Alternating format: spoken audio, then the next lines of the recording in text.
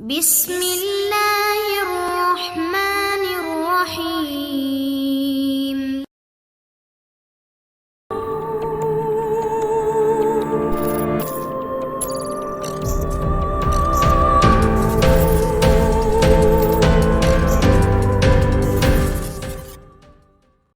السلام علیکم دوستو، Imran series novel final game by Mazhar کلیم۔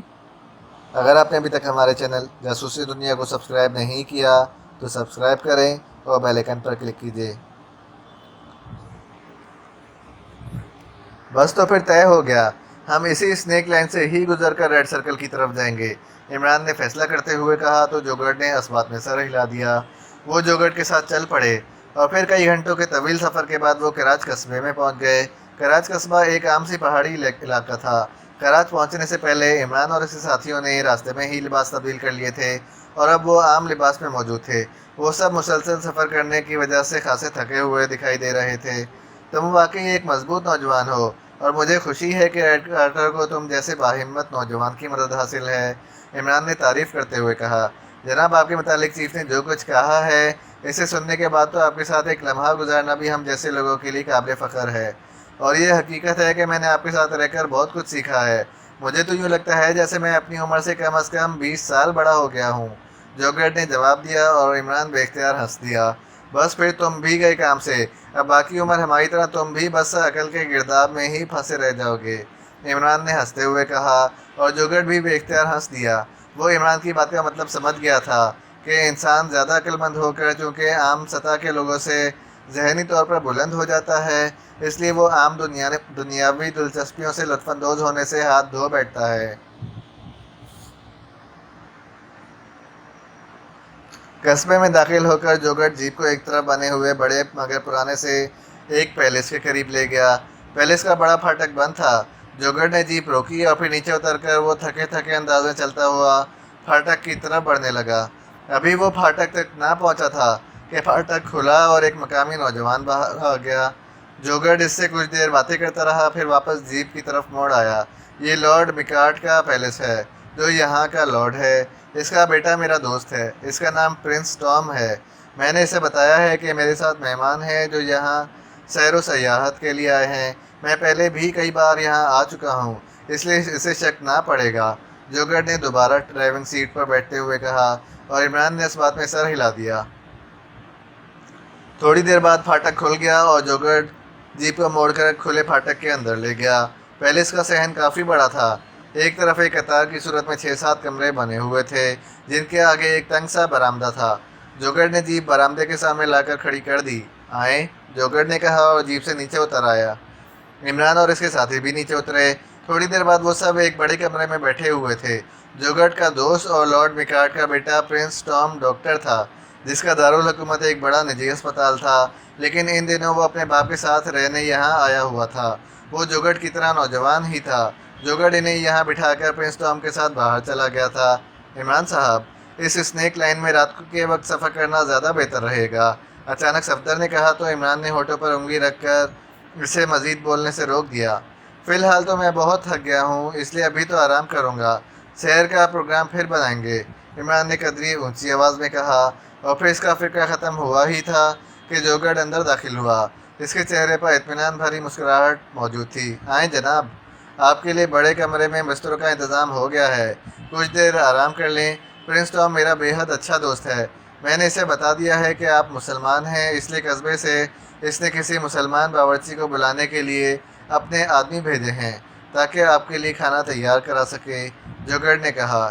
اوہ، تمہارے دوست کو تکلیف ہوگی، عمران نے کرسی سے اٹھتے ہوئے کہا۔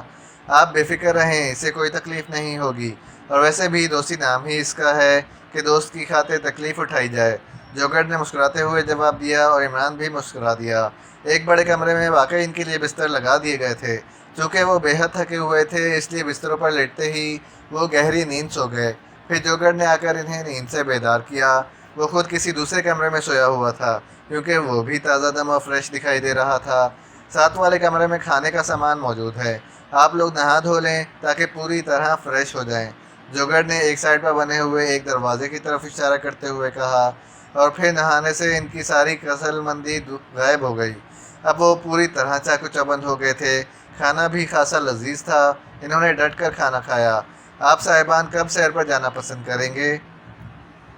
پرنس ٹام نے عمران سے مخاطب ہو کر کہا۔ جب میری ساتھی میرا ہاتھ پکڑ کر سیر کرنے پر رضامند ہو جائے۔ عمران نے جولیا کی طرف دیکھ کر مسکراتے ہوئے کہا، اور جوگرڈ اور پرنس ٹام دونوں ہی بے اختیار ہنس پڑے۔ اس کے ساتھی بھی مسکرا رہے تھے، جبکہ جولیا نے بے اختیار ہونٹ بھینچ لیے تھے۔ دراصل یہاں سے کچھ آگے پہاڑیوں پر فوج کا قبضہ ہے، اور اصل تفریح کا مزہ تو ان پہاڑیوں کی چوٹیوں پر جا کر آتا ہے، مگر انہوں نے تمام راستے بند کر رکھے ہیں۔ نہ جانے ان پہاڑیوں میں ایسا کون سا خزانہ نکل آیا ہے کہ کرانس کی فوج نے وہاں قبضہ کر لیا ہے۔ اس لیے اب ان پہاڑیوں کی طرف تو ہم جا نہیں سکتے، اس لیے بس ویسے ہی ادھر ادھر گھومنا پڑے گا۔ پرنس ٹام نے معذرت بھرے لہجے میں کہا، تم فکر نہ کرو پرنس ٹام، یہ علاقہ بھی خوبصورتی کے لحاظ سے کم نہیں ہے۔ یہاں بھی فوٹو شوٹ کے بہترین اسپاٹس موجود ہیں۔ ہمارے لیے اس خوبصورت علاقے کی سیر ہی کافی ہے۔ عمران نے جواب دیا تو پرنس ٹام کا ستا ہوا چہرہ بے اختیار کھل اٹھا، اور عمران سمجھ گیا کہ وہ اب تک اس لیے پریشان تھا کہ اس کے دوست کے مہمانوں کو جب سیر و تفریح کے بہترین مقامات دیکھنے کو نہ ملے گا تو ظاہر ہے پرنس ٹام کی ہی بے عزتی ہوگی۔ لیکن عمران کی بات نے اس کے ذہن پر موجود پریشانی دور کر دی تھی، اس لیے اب اس کے چہرے پر اطمینان ابھر آیا تھا۔ اوہ، جب سے جوگرڈ آپ کو لے کر آیا ہے مجھے یہی فکر کھائی جا رہی تھی کہ فوج کی موجودگی میں آپ کو یہاں کی سیر کرائی جائے اور کون سے اسپاٹس پر لے جایا جائے، پرنس ٹام نے کہا، اور عمران ان لوگوں کے خلوص اور مہمان نوازی پر بے اختیار مسکرا دیا۔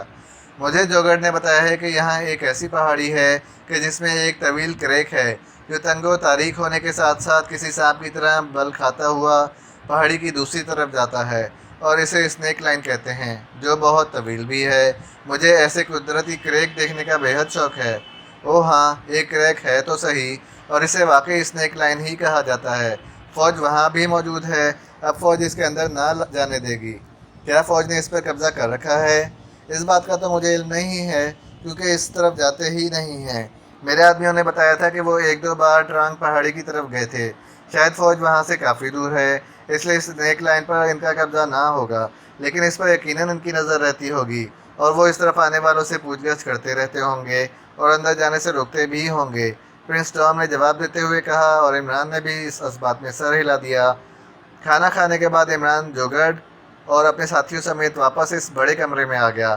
پرنس ٹام اب ان کے ساتھ نہ تھا۔ اب کیا پروگرام ہے عمران صاحب؟ مجھے تو ایسا لگ رہا ہے جیسے آپ شاید جان بوجھ کر وقت گزار رہے ہیں۔ کیا رات کو وہاں جانے کا ارادہ ہے؟ صفدر نے کہا۔ جوگرڈ، کیا یہاں ہماری قد و قامت کے آدمی مل جائیں گے؟ ایسے آدمی جن پر میں اپنا اور اپنے ساتھیوں کا میک اپ کر سکوں، اور وہ ایک بار ٹرانگ پہاڑی کے پاس جا کر اور اس اسنیک لائن سے گزر کر اسے چیک کر آئیں۔ کیونکہ آپ کو کسی ٹریپنگ کا شک ہے؟ صدیقی کی بات میرے ذہن میں ہے، اور ممکن ہے کہ ایسا ہی ہو، اس لیے میں رسک نہیں لینا چاہتا۔ اس مشن میں ہمارا محتاط رہنا بے حد ضروری ہے، کیونکہ اگر واقعی ٹریپنگ وغیرہ ہوگی تو ہم اسنیک لائن کے اندر بے بس چوہوں کی طرح مارے جا سکتے ہیں۔ وہاں ہمارے پاس بچ نکلنے کا کوئی راستہ بھی نہ ہوگا، عمران نے کہا، اور صفدر نے اس بات میں سر ہلا دیا۔ اگر آپ چاہتے ہیں کہ یہاں کے آدمی لیے جائیں تو پھر اس کے لیے ہمیں پرنس ٹام کو ساری بات بتانا ہوگی۔ پرنس ٹام اور اس کا والد لارڈ میکارٹ دونوں حکومت پرور لوگ ہیں، اس لیے صورتحال ہمارے خلاف بھی ہو سکتی ہے۔ اگر آپ اجازت دیں تو میں اکیلا وہاں جا کر چیک کر آتا ہوں۔ مجھے تو وہاں کوئی نہیں جانتا، اور اگر مجھے چیک بھی کر لیا گیا تو پرنس ٹام مجھے آسانی سے چھڑوا سکتا ہے، جوگرڈ نے کہا۔ لیکن تمہارے جانے سے بات نہیں بن سکتی، پھر تمہارے قد و قامت ہم سے کسی طرح نہیں ملتا، اس لیے اگر واقعی ٹریپنگ ہوئی تو وہ لوگ خاموش رہیں گے، اس لیے چیکنگ نہ ہو سکے گی، عمران نے کہا۔ پھر آپ جیسے حکم دیں، جوگرڈ نے ہونٹ بھینچتے ہوئے کہا۔ خواہ مخواہ الجھن پالنے کی ضرورت نہیں ہے، چلو وہاں، اگر ٹریپ بھی ہوا تو دیکھا جائے گا۔ اوکے ٹھیک ہے، چلو، تنویر درست کہہ رہا ہے، ہمیں ہر احتیاط بالائے طاق رکھنی ہوگی، ورنہ واقعی اس طرح الجھتے اور سوچتے ہی رہ جائیں گے، عمران نے کہا، اور اٹھ کھڑا ہوا، اور تنویر اس طرح حیرت بھرے انداز میں عمران کو دیکھنے لگا جیسے اسے اپنی آنکھوں پر یقین نہ آ رہا ہو کہ عمران نے اتنی آسانی سے اس کی بات مان لی، اور عمران مسکرا دیا۔ میں آپ کے ساتھ چلوں؟ جوگرڈ نے کہا۔ نہیں، تم نے اب تک ہمارے لیے جو کچھ کیا ہے وہی بہت ہے، آگے موت کا کھیل شروع ہونا ہے، اور میں تمہیں اب کسی مزید آزمائش میں نہیں ڈالنا چاہتا۔ میں آپ کے لیے کٹ مرنے کے لیے تیار ہوں، آپ میری فکر نہ کریں، جوگرڈ نے کہا۔ نہیں، میری بات مانو اور ہمارے ساتھ نہ آؤ، یہی تمہارے لیے بہتر ہے، इमरान ने इसे समझाते हुए कहा तो जोगर्ट का चेहरा बुझ सा गया। चले ठीक है, लेकिन मैं आपको इस ट्रांग पहाड़ी तक तो पहुंचा सकता हूं, जोगर्ट ने कहा तो इमरान ने इस बात में सर हिला दिया और फिर वो सब इस कमरे से बाहर आ गए। पहले से बाहर निकलकर वो सब इस तरह चलते हुए आगे बढ़ते चले गए जैसे वहीं के रहने वाले हों और वैसे ही इधर उधर घूमते फिर रहे हों। मशीन गनें इन्होंने बगलों के नीचे छुपा रखी थीं और कंधों पर चादरें डाली हुई थीं, जिसकी वजह से मशीन गनें नज़र ना आ सकती थीं। इमरान की आंखें बड़े चौकन्ना अंदाज में इधर उधर का जायज़ा लेने में मसरूफ़ थीं। इसके सारे साथी भी इसी तरह चौकन्ने थे, लेकिन हर तरफ खामोशी और सकूनत था। आम लोग इधर उधर आ जा रहे थे और वो भी थोड़ा सा आगे जाने के बाद नज़र आना बंद हो गए। फिर तकरीबन 3 किलोमीटर का फासला तय करने के बाद वो ट्रांग पहाड़ी तक पहुंच गए, जिसके क्रैक का दहाना इन्हें दूर से ही दिखाई दे गया था। यहाँ भी दूर दूर तक कोई आदमी ना था। इमरान ने एक बार फिर उधर उधर देखा और फिर एक लंबा सांस लेकर वो दहाने की तरफ बढ़ता चला गया। बस जोगर्ट, अब तुम यहाँ से वापस चले जाओ, आगे का सफ़र हम खुद तय करेंगे। ठीक है, जैसे आपकी मर्ज़ी, जोगर्ट ने एक तवील सांस लेकर कहा और फिर इन सब से हाथ मिलाए और जूलिया और सोलिया को सर के इशारे से अलविदा कहा और फिर वो वापस मुड़ गया। इमरान साहब, आप बेहद ज़्यादा मोहतात दिखाई दे रहे हैं, सिद्दीकी ने जब से ट्रैप का कहा है तब से न जाने क्यों मेरी छठी हिस्स मुसलसल सायरन बजा रही है। यूँ लग रहा है जैसे हमारे लिए कहीं ना कहीं फंदा लगा हुआ है। इमरान ने कहा, ये सब तुम्हारा वहम है, यहाँ दूर दूर तक कोई आदमी नज़र नहीं आ रहा और ना किसी को हमारे यहाँ आने का इल्म है, तनवीर ने जवाब देते हुए कहा और इमरान ने इस बात में सर हिला दिया और फिर वो सब स्नेक लाइन में दाखिल हो गए। स्नेक लाइन तंग सा क्रैक था, इसलिए वो आगे पीछे चलते हुए आगे बढ़ते चले जा रहे थे। क्रैक के अंदर खासा अंधेरा था, लेकिन इसके बावजूद कहीं कहीं से रोशनी के धब्बे दिखाई दे रहे थे। शायद पहाड़ी के रखनों में से रोशनी की किरणें यहाँ पहुँच रही थीं, इसलिए अंधेरे के बावजूद भी इन्हें बहरहाल आसानी से नज़र आ रहा था। वो सब हाथों में मशीन गनें पकड़े तेज़ी से आगे बढ़े चले जा रहे थे और इमरान, जो स्नेक लाइन के आगाज़ में खासा मोहतात था, अब काफ़ी आगे जाने के बाद वो इत्मीनान से चल रहा था। चलते चलते वो काफ़ी आगे बढ़ आए थे कि अचानक जैसे कोई पटाखा सा छूटता है, इस तरह छत से पटाखे छूटने की आवाज़ सुनाई दी और इमरान और इसके साथी इस पटाखे की आवाज़ सुनकर बुरी तरह से उछल पड़े और बौखलाए हुए अंदाज में एक तरफ हटे ही थे कि यकलख्त इनके जहन तेज़ रफ्तार लट्ठुओं की तरह घूमे और फिर वो सब इस तरह ज़मीन पर ढेर होते चले गए जैसे किसी ने इनके जिस्मों से अचानक ताकत सलब कर ली हो। इमरान का जहन भी इंतहाई तेज़ी से घूमा था। वो लहरा कर गिरा और फिर इसके दिमाग पर यकलख्त दबेज़ तारीकी का पर्दा पड़ गया। बेहोश होने से पहले इसने अपने साथियों के दल के साए भी लहरा कर गिरते हुए साफ देखे थे। रॉडगर बदस्तूर खेमे में मौजूद था। इसके सामने ट्रांसमीटर पड़ा हुआ था और वो नहायत बेचैनी के साथ रोजल्ट की वापसी या इसकी कॉल का मुंतज़र था, लेकिन इसे गए काफ़ी देर हो चुकी थी। ना वो लौट कर आई थी और ना ही इसने कॉल किया था। हाँ, आखिर ये रोजल्ट कर क्या रही है और ये अभी तक वापस क्यों नहीं आई? अगर वो दूर है तो कम से कम मुझे एक कॉल तो कर ही सकती थी। रॉडगर ने गुस्से से होंठ भींचते हुए कहा। इसी लम्हे खेमे का पर्दा हटा और रोजल्ट इंतहाई मुसरत भरे अंदाज में मुस्कुराती हुई अंदर दाखिल हुई। इसके हाथ में एक बड़ा सा ब्रीफ केस मौजूद था। क्या हुआ रोजल्ट, कोई बात बनी? मुकम्मल कामयाबी रॉडगर डियर, हमारी कॉल शुरू से ही कैच कर ली गई है और इस मशीन ने कॉल के बाद होने वाली इन लोगों की गुफ्तगू भी कैच कर ली है, रोजल्ट ने बड़े मुसरत भरे लहजे में कहा। क्या मतलब? ये कैसे हो सकता है कि कॉल के बाद इनकी गुफ्तगू कैच हो? ये स्पेशल मशीन है, इसे लॉन्ग लिंक मशीन कहते हैं। ये मशीन न सिर्फ दूर दूर तक जनरल फ्रिक्वेंसी पर पैगाम पहुंचाती है, बल्कि इस मशीन में ये भी सहूलत मौजूद है कि अगर कोई ट्रांसमीटर जनरल फ्रिक्वेंसी पर एडजस्ट हो तो इस पर कॉल कैच होने की सूरत में इस ट्रांसमीटर को मार्क भी करती है, चाहे वो एक ट्रांसमीटर हो या इससे ज़ायद। इसी तरह इस मशीन में ऐसी सेटिंग भी की गई है कि जिन ट्रांसमीटर्स पर इस मशीन से की गई कॉल कैच की गई हो, इसका माइक भी खुद ब खुद ऑन हो जाता है और फिर दूसरी तरफ की भी आवाज़ें सुनाई देना शुरू हो जाती हैं। यही नहीं, अगर हम अपनी कॉल ख़त्म भी कर लें तो भी हम इस ट्रांसमीटर से अपना लिंक बहाल रख सकते हैं। इस ट्रांसमीटर पर कॉल कैच की जा रही हो, चाहे वो इंतहाई ताकतवर कॉल कैचर ही क्यों ना हो, फिर भी हम इस मशीन के ज़रिए दूसरी तरफ की आवाज़ें सुन सकती हैं। जो गुफ्तगू वहाँ होती है वो इस मशीन के रिसीविंग सिस्टम तक पहुँचती रहती है और वहाँ से ये मशीन इसे कैच करके टैप कर लेती है। ओह, इंतहाई ताज्जुब अंगेज़ है ये मशीन। میں سچ کہوں تو ایسی مشین کا تو میں نے پہلے کبھی نہیں سنا تھا۔ تمہیں معلوم تو ہے کہ میرا تعلق گریٹ لینڈ کے ایک ٹاپ سیکرٹ ایجنسی سے ہے، اور یہ مشین ابھی حال ہی میں گریٹ لینڈ کے سائنسدانوں نے ایجاد کی ہے، جو میں اپنے ساتھ لے آئی تھی، روزویلٹ نے جواب دیتے ہوئے کہا۔ ویل ڈن، تو پھر مجھے بتاؤ کیا باتیں ہوئی ہیں؟ بتاؤں کیا؟ میں تمہیں کال اور اس کے بعد عمران اور اس کے ساتھیوں کے درمیان ہونے والی تمام گفتگو کی ٹیپ سنا دیتی ہوں، روزویلٹ نے کہا، اور اس کے ساتھ ہی اس نے سامنے میز پر رکھی ہوئی مشین کو کھول کر اسے آپریٹ کرنا شروع کر دیا۔ چند لمحوں بعد روزویلٹ کی آواز سنائی دی، وہ کال دے رہی تھی۔ پھر ہیمر کی آواز سنائی دی اور اس کے بعد ان دونوں کی گفتگو شروع ہو گئی۔